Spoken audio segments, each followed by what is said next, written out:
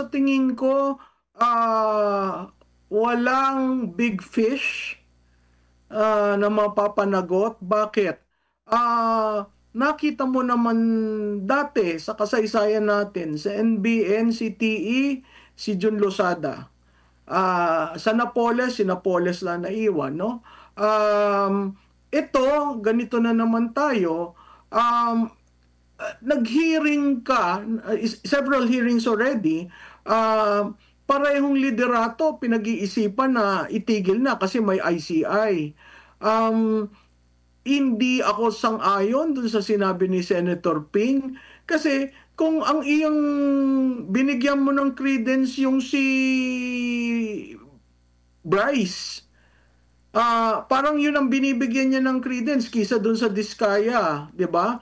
So, ang akin, kung na-mention, di, patawag mo. Kung ang i-invoke mo parliamentary interchamber courtesy, paano mo bibigyan ng kortesiya ang isang Saldico na tumatakbo na simula ng 20th Congress, hindi uma-attend, no?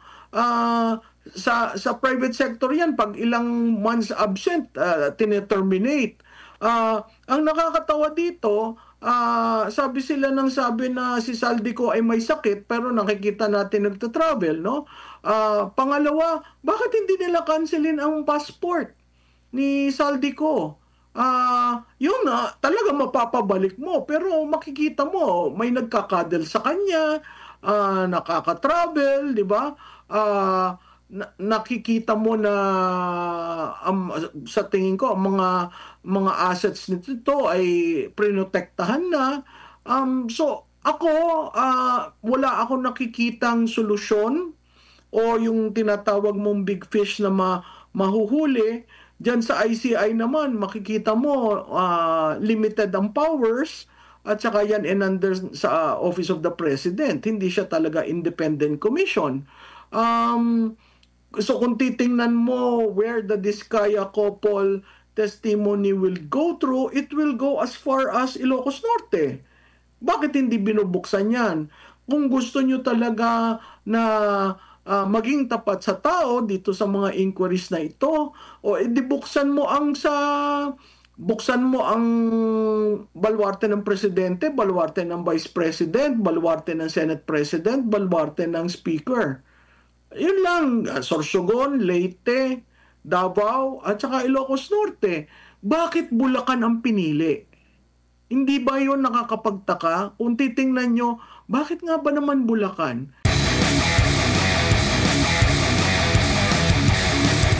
Si Manong Chabit na ang magde-describe, ma'am, kay Presidente BBM. Alam ko narinig nyo yung description ni Manong Chabit kung ano ang ating presidente ngayon. Pero magkagayon man, Prof, panahon po ngayon ng bagyo, no? May bagyo na naman, bago, kakalabas lang ng isa. Ito bang issues of flood control ay lilipas lang basta-basta? Dahil sa panahon ngayon, Prof? O ano pong forecast ninyo? MJ, mahirap yan lumipas. Kasi tuwing bumabaha, galit, it reminds every Filipino kung anong kagaguhan. I'm sorry for the word, pero kung anong nangyari sa huling 3 taon, no? Biro mo, binabaha ka, nasisira ang pinundar mo, ang pera na gagamitin mo sana para sa ibang bagay, aayusin mo na naman ang bahay mo, tapos ma-realize mo, kaya pala tumataas ang tubig dahil linoko, yung ghost projects, or yung sa hearing ng Senado, di ba ang sinabi, substandard daw? So, anong lokohan?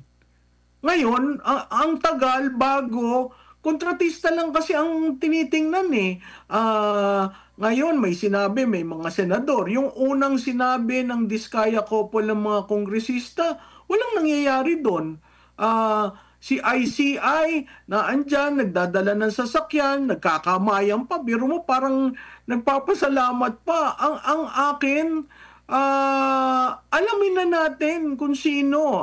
Maganda yung ginagawa ni Secretary Dizon dahil uma-action ka agad. Yun nga lang, kailangan gawin natin within the corners of the rule of law. Hindi basta-bastang magfa-file ka, dapat may ebidensya.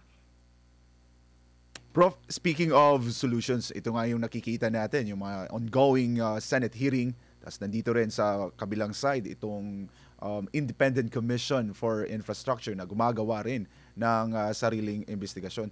Sa basa nyo po, Prof, kasi itong palaging tanong ng taong bayan may mapapanagot ba sa kanilang ginagawang investigasyon? Kasi itong sinabi po ni Senator Lacson lang, kasi ang gusto ni Senator Marcoleta ay dapat mapatawag si Zaldico, which is yun yung palaging binabanggit ng mga kontratista. Pero iginiit ni Senator Lacson na hindi pwedeng ipatawag o ipasabpina si Zaldico sa Blue Ribbon hearing.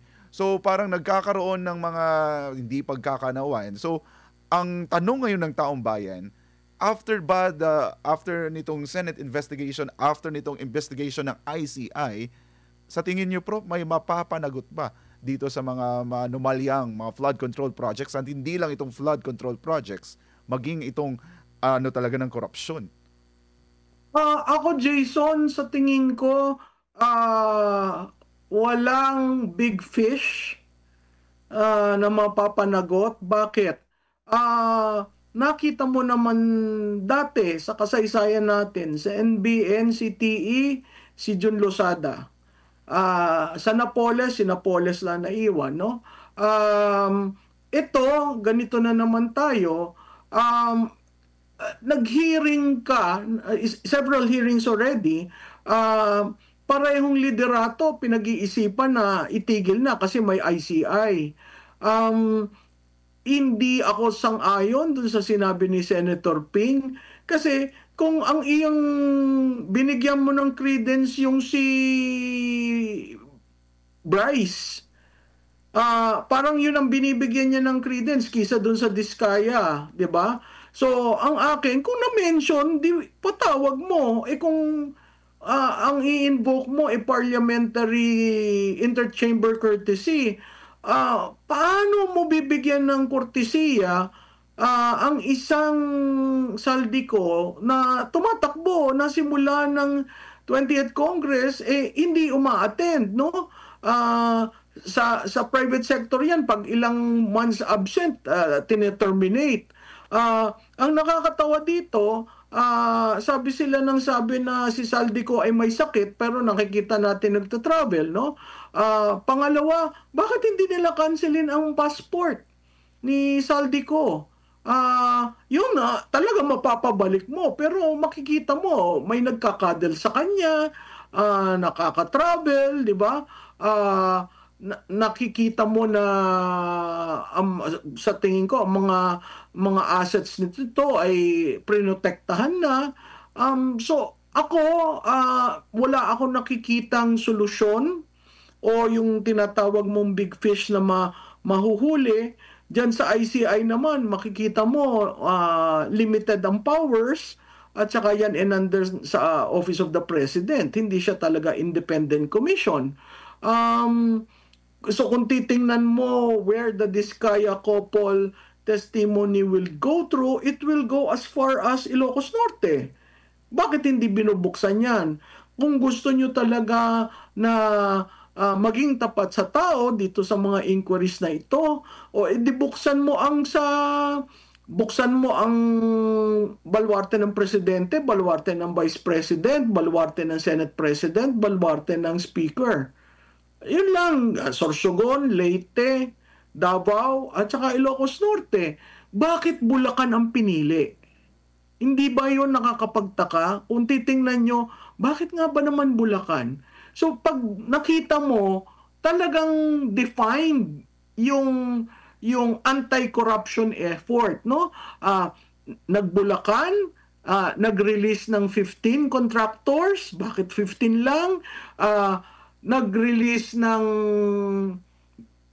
I think 20%. Samantalang nung SONA, yung second SONA niya, 5,500 flood control projects. Yun ang sinabi niya natapos. Ba't hindi natin buksan yung 5,500? So makikita mo, kontrolado ang galawan. Pag tiningnan mo ang isumbong mo sa Pangulo website, predetermined ang nakalagay doon.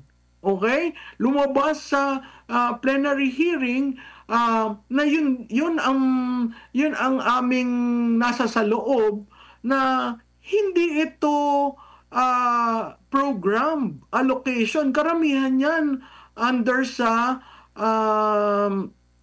UA, unprogrammed appropriations, no? So bakit yung kumpas ganon? Hindi ba may naratibo silang gustong i-control para sa dulo ang lalabas? Si Presidente ang nagpatigil nito, si Presidente ay anti-corruption leader. Nangyari itong pagsiwalat ng lahat ng nangyayari dito sa flood control dahil siya yung leader. Bakit flood control? Kasi kung titingnan mo talaga, merong kumukumpas kung saan ang direksyon, no? Sa simula pa lamang. Hindi talaga yan anti-corruption effort. Kasi kung titingnan mo yung anti-corruption effort, walang, doon pa lang sa Commission on Audit ba't hindi natin tingnan? Ano ba yung audit results sa mga infrastructure? Wala nagpe-present. It's just the contractors, DPWH, inquiry on their processes. It's so one-sided. At pag sinabi yung kasama ang itong mga congressman na ito at itong mga senador na ito, that's it. We don't even pierce yung call for the SALN to be made public. Walang nag-a-action diyan. Yung call for the stop of the liquidation by certification, walang gumagalaw diyan. So yung presentation ng insertions, sinong proponent, magkano, walang gumagalaw. So kung titingnan mo, may naratibo sila, ang gusto nilang ending ay ganyan.